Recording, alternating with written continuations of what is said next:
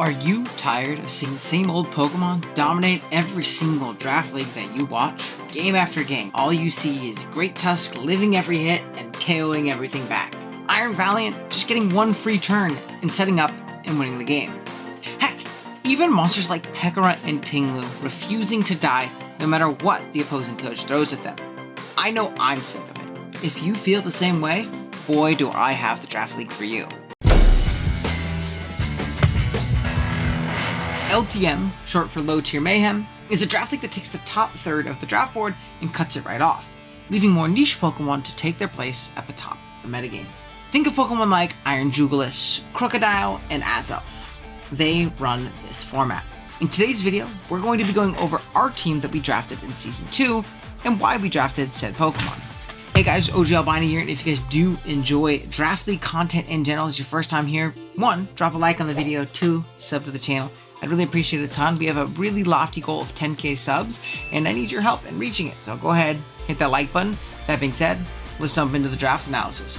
Going into the draft, we should give some context. We were blessed with the 3rd pick overall out of 16, guaranteeing us an elite pick to start off our draft. First overall, who went with the mon I wanted the most? Azelf.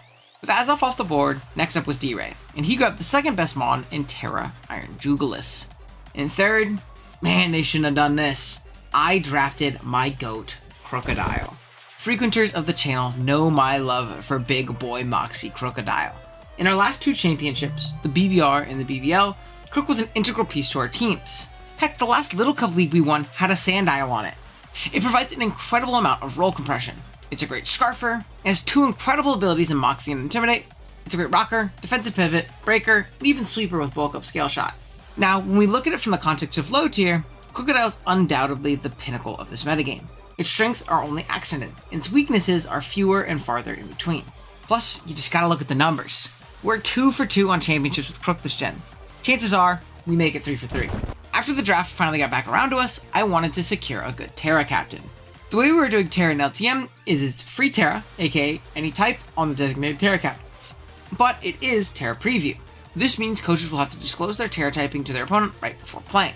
There are a lot of great Tera captains available in the draft, but at this point, many were gone already. The best one left in my opinion was Gallade, which we picked up here. Gallade got a huge buff in Gen 9 in sharpness, making its slicing moves do a ton more damage. That makes stab, cycle cuts, and sacred swords ridiculously strong, as well as boosting non-stab options like Night Slash and Leaf Blade. Alongside Tera, Gallade can find a ton more opportunities to Sword Stance, Agility, or Bulk Up to set up and sweep, or accent its ability to sweep with a Scarf or break with a Band or Life Orb. Fighting is one of, if not the best offensive typings in low tier, so getting a strong one is paramount to a successful season. Plus, it's the mascot. More good luck, right? With our round 3 selection, your Golden State Gallades ended up grabbing Big Man Blastoise. Blastoise serves a few super important roles on our team that are premium in low tier. Number 1, it gives us a solid rapid spinner, letting us theoretically keep hazards off of our side of the field. Number 2 is the ever important bulky water and its great resist profile.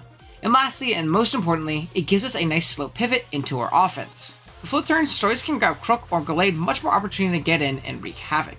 Having offense is important, but making sure you have a way of getting into said offense is even more important. Round 4 came along, and looking at the other coaches' rosters and drafting patterns, I noticed that the speed on the board, that was already hard to come by, might I add, was going like wildfire. We needed to act fast, so we grabbed Salazzle in round 4. Salazzle is a pretty cool toolkit. It's obviously very fast, and it has a strong dual stab combo, but its unique ability Corrosion allows it to toxic anyone and anything, making it super hard to handle for slower balanced builds. It also has some great offensive utility like Fast Encore and T-Spikes, making a solid pick here. I particularly love the synergy it has with Blastoise, grabbing free switch-ins on grasses that check Stories, and finding free opportunities to either sub up, or just throw out some big damage. Round 5 hit and I saw 2 big flaws in our build. We had nothing for ground and flying moves. Fixing that in one fell swoop is a returning member from our LTM Season 1 team, Electros. This not only gives us a great resist profile and immunity to ground and a flying resist, but it also gives us yet another slow pivot into our frailer, faster offense. You'll also have some pretty great coverage on both sides of the spectrum, making it deceptively difficult to switch into for a ton of teams. Going into round 6, I realized we had actually budgeted really well, and had a ton of points left. I decided to spend big here, grabbing low tier staple, Goodra. I'm really surprised Goodra lasted this long, as it's not only a great Spadef wall, but it's stupidly strong offensively in a reduced format like this. It has some pretty ridiculous coverage, and is much more versatile than people give it credit for.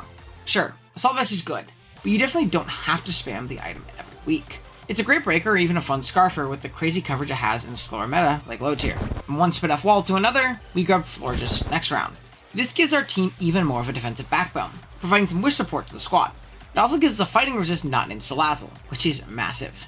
I also really like its ability to check lists with the scary fairies to us currently, despite not actually resisting them. Florges can go band for band in a Calm Mind war with the best of them. Round 7 hit, and I really wanted Frostlass for its speed tier and spiking ability. Unfortunately, Keegan sniped us here. Everybody say boo Keegan in the comments. So I had to split up what would have been Frostlass into 2 Mons. First up is the 110 speed tier, where we grab Tauros. Tauros gives us said speed tier, but also a really strong low tier breaker with Life Orb Sheer Force. Heck, it even has some defensive application with Intimidate. Not too flashy of a mon here, but I'm hoping it gets the job done. Round 8 is where we grab the spikes, so we got Tera Captain Gligar. While it did lose Roost, Gligar is an incredible hazard setter with Eviolite and functions as a great pivot with U-turn. It knocks off items, gives us another Toxic Bond, and is even immune to Toxic itself. What else can you ask for out of a low tier guy like himself? This also gives us a much more defensive option Tera-wise, which can be nice in certain matchups. Lastly, we have the points for just one more mon in Tera Captain, insert 2-point Krookodile. Quill gives us a conventional ground resist, as well as a secondary spiker with a bit more longevity than Gligar. It's a niche option for sure, but I think considering it was just 2 points, it was worth giving a go. And that is going to be the team for Season 2 of the LTM. Let me know what you guys think of the squad down below. Let me know if there's something different you would have done. Let me know what your favorite member on the team is. I'm definitely excited. We have week 1 going up next week. We actually play Vatsa in a rematch from SPL Playoffs, which will be fun. He's playing us in our format, so it'll be a good time. Drop a like if you enjoyed. Sub if you're new. See you guys in the next one. Later.